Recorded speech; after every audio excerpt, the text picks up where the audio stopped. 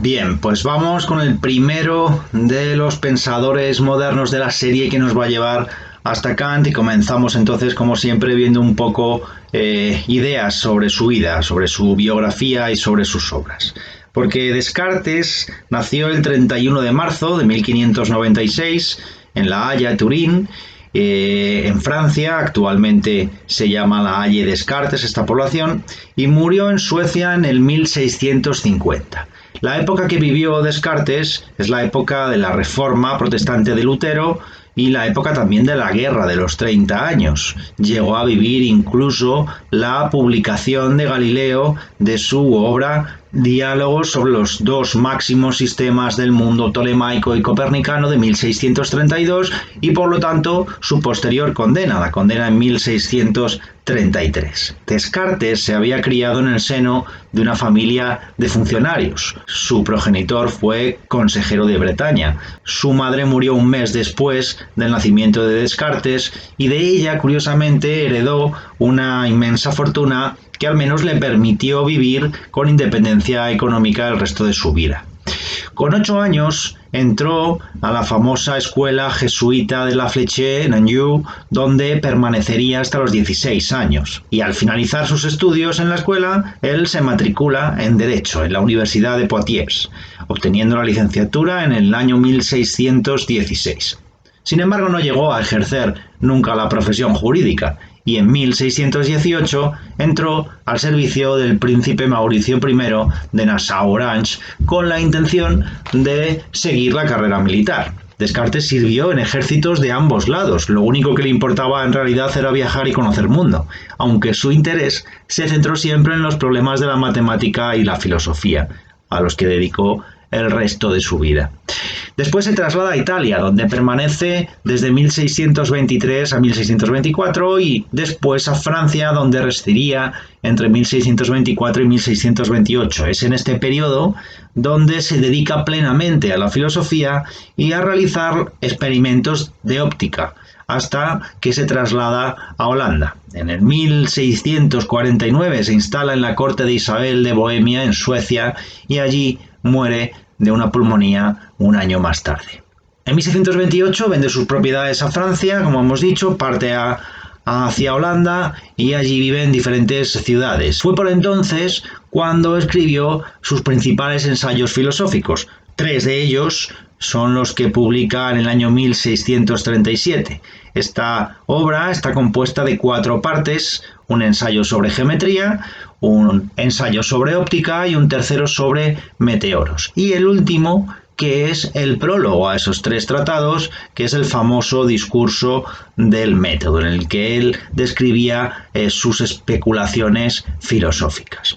Al discurso del método de 1637, con esos 3 tratados, le siguen otros ensayos, y uno de ellos es especialmente para nosotros importante. Se trata de las meditaciones metafísicas, porque de ese texto es de donde saldría el texto que habría que comentar en Lavau. Estamos hablando de la meditación tercera. Es un libro, las meditaciones metafísicas, que escribió en 1641, después revisó y que finalmente publicó en 1642. A las meditaciones metafísicas, deberíamos sumar los principios de la filosofía, de 1644, y un tratado muy curioso un año antes de su muerte, en 1649, que es cuando publicó Las Pasiones del Alma. Tenemos entonces, Las Pasiones del Alma sería su última obra. Tenemos entonces que entre sus obras las más importantes son el Compendium Musicae de 1618, Las Reglas para la Dirección del Espíritu en 1628, otro libro fundamental. En 1630 había escrito El Mundo o Tratado de la Luz.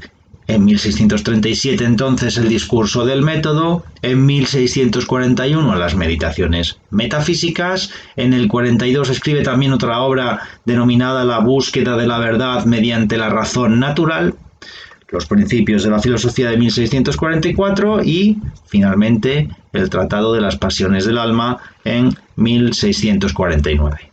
Pero al igual que un hombre que camina solo y en la oscuridad, tomé la resolución de avanzar tan lentamente y de usar tal circunspección en todas las cosas que aunque avanzase muy poco, al menos me cuidaría al máximo de caer. Por otra parte, no quise rechazar por completo algunas de las opiniones que hubiesen podido deslizarse durante otra etapa de mi vida en mis creencias sin haber sido asimiladas en la virtud de la razón, hasta que no hubiese empleado el tiempo suficiente para completar el proyecto emprendido e indagar el verdadero método con el fin de conseguir el conocimiento de todas las cosas de las que mi espíritu fuera capaz.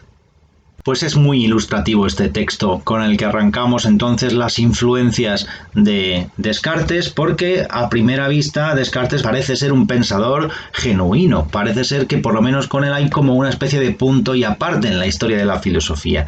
Él de repente se pone a pensar prescindiendo de toda la tradición, así entre comillas, por lo menos es así como él presenta su filosofía.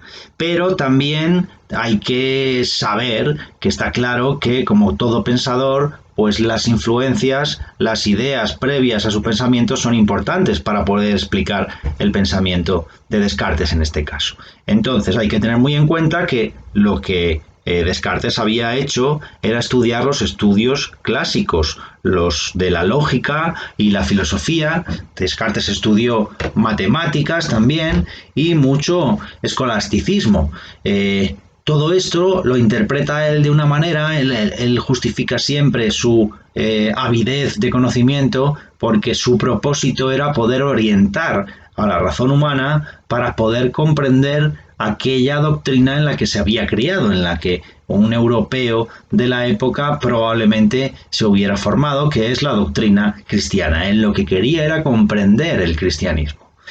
Por eso decimos que evidentemente su filosofía está fuertemente influenciada también por el catolicismo.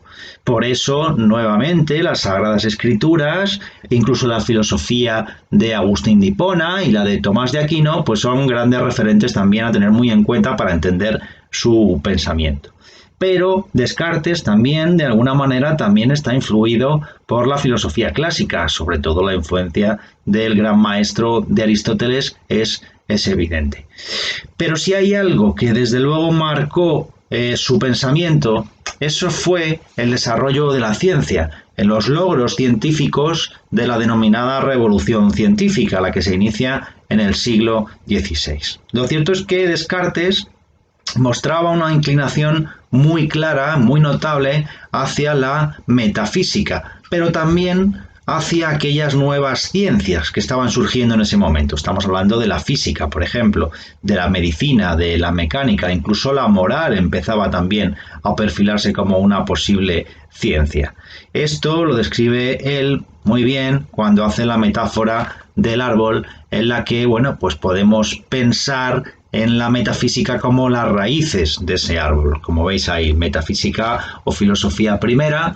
El tronco del árbol sería el de la filosofía natural, la física, caracterizado por la razón, y las ramas y las hojas del árbol la conformarían entonces las nuevas ciencias, la medicina, la moral y la mecánica. Bueno, pues vamos de lleno ya, vamos a ver una visión de conjunto del pensamiento de Descartes.